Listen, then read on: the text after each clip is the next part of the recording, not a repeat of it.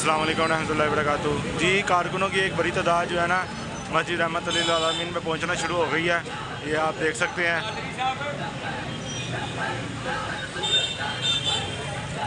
ये जितने भी तादाद है यहाँ पे पहुंचना शुरू हो गई है।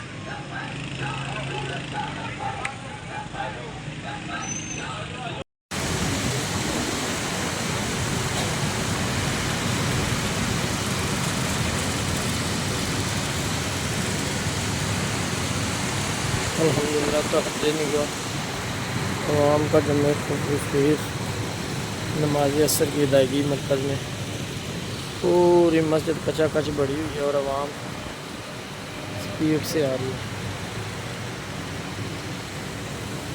अस्सलाम वालेकुम रहमतुल्लाहि व बरकातुहू। जी, कारकुनों की एक बड़ी तादाद जो है ना मस्जिद रहमतुल लिल आलमीन में पहुंचना शुरू हो गई है।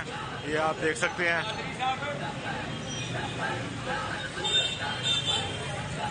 ये जितने भी तादाद है यहाँ पे पहुंचना शुरू हो गई है।